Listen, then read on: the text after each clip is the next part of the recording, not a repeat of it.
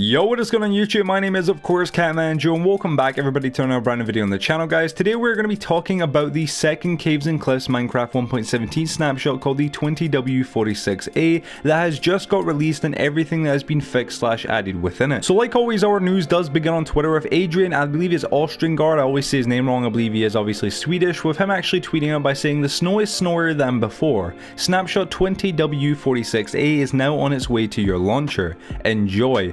Linking us of course to the Minecraft.net article with more actual information on that, and let's just jump to there right now. So jumping on over to the actual Minecraft.net article for the 20w46a, we've got the Minecraft Snapshot 20w46a, a Minecraft Java snapshot of course because it's only exclusive on Java. This snow, or this snow, not this snow, the snow is snowier than before. For today's snapshot we've changed most of the textures introduced in the previous snapshot. This is simply to test if these textures give a better experience in exploring and building. We're interested to hear what you think. Keep in mind that some textures may be reverted or changed again in the future. And it says new features in 20w46a. Added powder snow.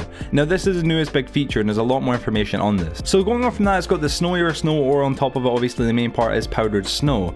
Powdered snow, or yeah, well, powder snow, whatever you want to call it, powdered snow is a trap block that causes any entity that walks into it to sink in it. You can pick up and place powder snow with a bucket.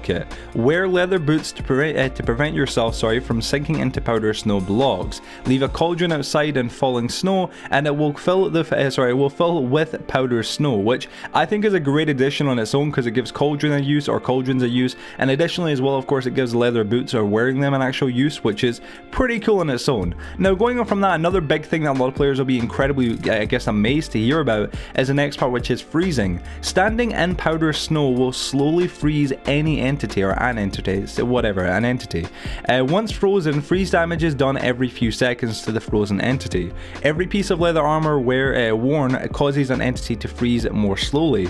Wearing a full set of leather armor prevents freezing entirely, which I love to hear. I love this. I genuinely love this. Mojang are taking things that we've being introduced to way back in the old days, like of course leather armor, and giving it an actual function and an actual use and a reason to own it and actually use it, which I love to hear, because leather armor, let's be honest folks, nobody uses it. You know what I'm saying? It looks cool, it's okay and all, but it's not great for damage or anything like that. But with this, it's a great new addition. Next we've got changes in 20w45a. The range in which a lightning rod attracts lightning has been doubled. Copper blocks are now crafted from 4 copper ingots. Sky color now varies smoothly when moving between different biomes. Buttons that change value like difficulty can now be controlled with mouse wheel. Clicking on button that changes value when holding shift key changes to previous value.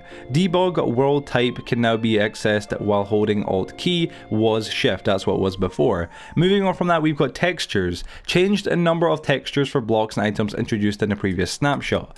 Cut copper, lightning rod, calcite, amethyst block, budding amethyst block, tinted glass, candle item icons, copper ingot item I can barely speak, it's such a tongue twister. Copper ingot item icon, there we go. Amethyst shard item icon, bundle item icon, which is a little but big obviously changes in some degree as well to the textures of these things. So hopefully they do look a lot better. I personally can't check because I don't have Java.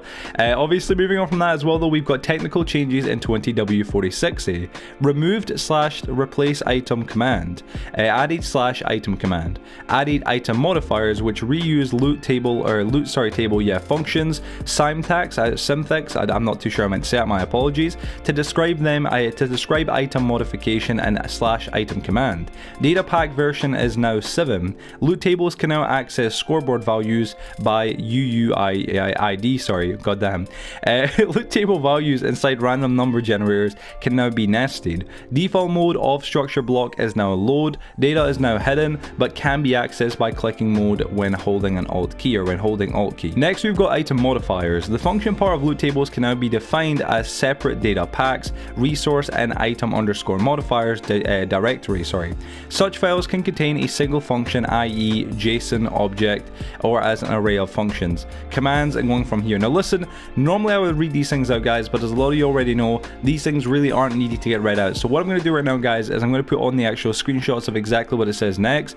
It tells you obviously just in general about the commands, it tells tells you about loot tables, it tells you about changed conditions, changed functions, new functions, perimeters, new value providers, perimeters again, data packs, all that kind of jazz, all that kind of general stuff that I'm sure is interesting to a majority of you, but for me personally, it's not what I come to read when I look at the snapshots. But yeah, so going on to the final really main part, it's got resource packs, changed to resource packs for version 7, drown texture mirroring has changed, see obviously, and I believe it's a bug report. Slots for the game mode selector are now 26 pixels instead of 25, and that is everything for this entire snapshot for the 20w46a.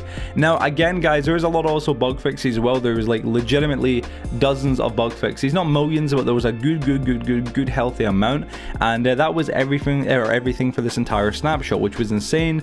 But I mean, it's not exactly millions, but it is a great snapshot regardless. Obviously they're trying to change a lot of things, including the actual textures and whatnot, which is great. But the things that I'm really excited to hear about, of course, was the powdered snow, or powder snow, the freezing ability, of course, where like entities of any kind will actually start to freeze or slowly freeze when standing in powder snow, which is insane, because that is just mad. That is that's such a new kind of, I guess, mechanic to the game that I never thought they would, they would genuinely bring. But to see it, I'm very happy to hear about. But yeah, ladies and gentlemen, that's the end of today's video. If you guys did go to enjoy, of course, please be sure to leave a like and share it with your friends and family, of course, if you enjoyed it. And if you're brand new to the channel as well, please be sure to subscribe to help us reach our goal of 50,000 subscribers, and turn on that notification bell to stay up to date with all the most latest Minecraft news, leaks, tips, tricks, tutorials, and way more, guys. So yeah, thank you for watching. Have a great and awesome Wednesday, guys. I'll see you all tomorrow or later on today, because there's a new video coming later on today as well. Love you all. Have a fantastic day, and yeah, everybody, peace out.